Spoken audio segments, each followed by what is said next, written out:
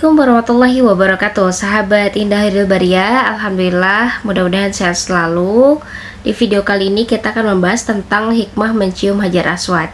Tapi sebelumnya, apakah teman-teman semuanya di sini ada yang pernah mencium Hajar Aswad atau mungkin sudah pernah mendengar kisah tentang orang-orang terdekat kita mencium Hajar Aswad?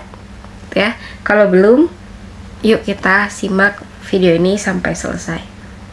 Nah, mencium Hajar Aswad sebenarnya dia merupakan sunnah ya bagi laki-laki dan mubah bagi perempuan. Kenapa? Karena sebetulnya perempuan itu tidak dianjurkan mencium Hajar Aswad kecuali memang dalam keadaan sepi. Dan mencium Hajar Aswad itu sebetulnya adalah amaliyah yang dilakukan oleh Nabi Ibrahim alaihissalam dan juga dilakukan oleh Nabi Muhammad SAW. Dan nilai yang menonjol di dalam mencium Hajar Aswad ini adalah kepatuhan mengikuti sunnah Rasulullah SAW.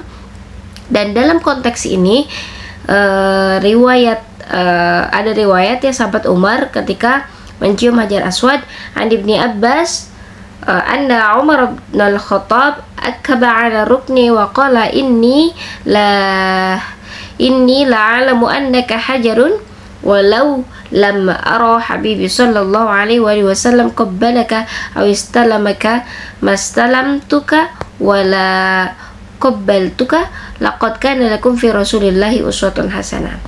Jadi Ibnu Abbas radhiyallahu anhu bercerita bahwa Sayyidina Umar radhiyallahu anhu bersandar di rukun Hajar Aswad lalu berkata, sungguh aku mengetahui engkau itu hanyalah batu. Sekiranya aku tidak melihat kekasihku atau Rasulullah Shallallahu Alaihi Wasallam telah menciummu dan mengusapmu, niscaya aku tidak akan mengusapmu dan menciummu.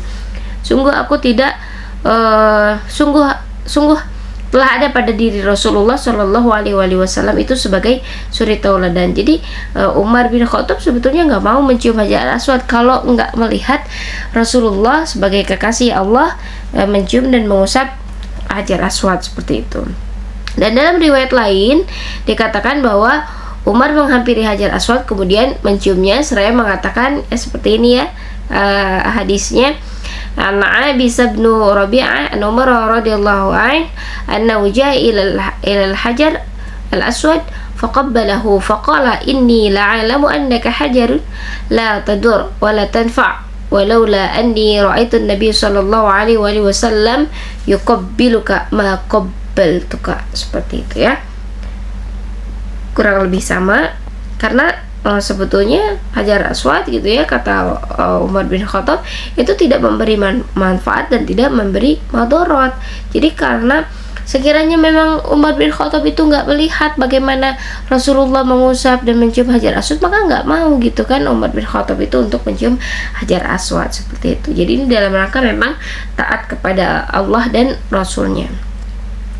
Dan Rasulullah Shallallahu Alaihi Wasallam telah memberikan tuntunan dalam bersikap terhadap Hajar Aswad dengan sangat bijaksana. Jadi jika memungkinkan, orang yang melakukan tawaf itu dianjurkan mencium Hajar Aswad. Tapi jika tidak mungkin, jadi dia cukup menyentuhnya dengan tangan dan kemudian mencium tangannya yang telah mencium Hajar Aswad atau menyentuh Hajar Aswad tersebut. Tapi jika tidak memungkinkan juga melaksanakan dua hal tadi di atas, cukup berisyarat dari jauh. Dengan bagaimana caranya? Dengan mengangkat tangan atau tongkat yang dibawa kita, kemudian diangkat, disejajarkan dengan Hajar Aswad, kemudian menciumnya. Nah, dengan demikian mencium Hajar Aswad itu mencerminkan sikap kepatuhan seorang muslim mengikuti tuntunan Nabi Muhammad atau Rasulullah Shallallahu Alaihi Wasallam. Dan saat mencium Hajar Aswad itu sebetulnya manusia diharapkan mengingat kembali janji yang pernah kita ikrarkan kepada Allah Subhanahu wa Ta'ala. Ikrar tentang apa? Ikrar tentang status kita bahwa kita adalah hamba di hadapan Allah Subhanahu wa Ta'ala. Dan ikrar yang menegaskan bahwa Allah lah satu-satunya zat yang patut disembah dan ditaati. Seperti itu ya. Dan kemudian mencium Hajar Aswad juga memberikan pelajaran kepada kita tentang sikap tawadu atau ketundukan menjalankan perintah Allah.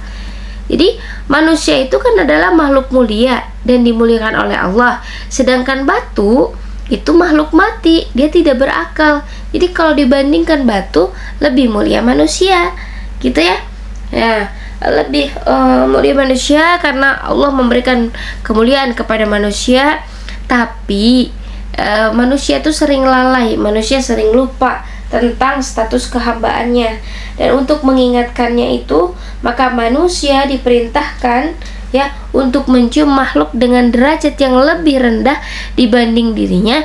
Agar apa? Agar dia tidak sombong dan jumawa, agar kita tidak sombong dan jumawa di depan makhluk-makhluk Allah Subhanahu wa taala, apalagi di hadapan Sang Pencipta. Dan di sini dikatakan bahwa Abdullah bin Abbas pernah berkata bahwa Hajar Aswad adalah yaminullah fil ard, atau tangan kanan Allah di muka bumi. Seperti ini ya. Yaminullah fil ard faman safahu wa qabbalahu fa ka'annama safaha Allah wa qabbala yamini. Hajar Aswad adalah tangan kanan Allah di muka bumi. Barang siapa menyalami dan menciumnya, seakan-akan ia menyalami dan mencium tangan kanan Allah Subhanahu wa taala. Dan karena itu, saat mencium Hajar Aswad, manusia diminta untuk betul-betul berserah diri dan tunduk kepada Allah Subhanahu wa taala, karena hakikatnya ia sedang berhadapan dengan Allah Subhanahu wa taala yang Maha Kuasa, Maha Penguasa alam semesta ini. Dan tunduknya hati kita dan pikiran kita akan mengantarkan seseorang, ya, akan mengantarkan kita kepada hal yang mendapatkan siraman rahmat Allah Subhanahu wa taala dan mendapatkan karunia serta pencerahan dari Allah Subhanahu wa taala. Itupun di riwayat lain sebetulnya dikatakan bahwa Ibnu Abbas diceritakan bahwa Hajar Aswad itu dulu berwarnanya itu putih, tapi karena sering dipegang, sering dijamah tangan manusia yang penuh dosa, dia berubah menjadi hitam. Karena dia berubah menjadi hitam, maka dia disebut dengan Hajar Aswad. Aswad itu kan hitam ya, seperti itu ya. Di sini ada ini hadisnya.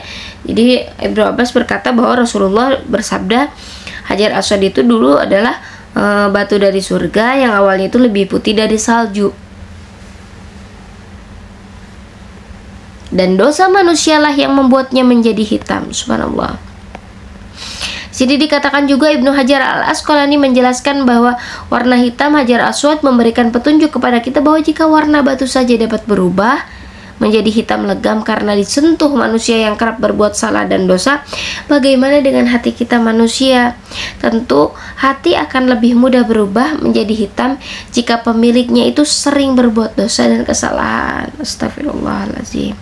Dan mencium Hajar Aswad mengajarkan manusia agar senantiasa mengingat bahwa daya rusak dosa dan manusia dan maksiat juga sangatlah besar, seperti itu ya. Jadi kalau Hajar Aswad aja dulu putih seperti salju ya kata Rasul, tapi karena sering dipegang oleh manusia yang banyak dosanya, maka dia berubah jadi warna hitam. Oke, mudah-mudahan kita tercerahkan dengan hikmah dari mencium Hajar Aswad ini. Mudah-mudahan Allah bukakan pintu rahmat kepada kita, Allah bukakan pintu ampunan kepada kita, dan rahmat serta berkahnya. Mudah-mudahan suatu saat kita bisa mencium Hajar Aswad ya. Itu saja mungkin dari saya. Mudah-mudahan bermanfaat. Assalamualaikum warahmatullahi wabarakatuh.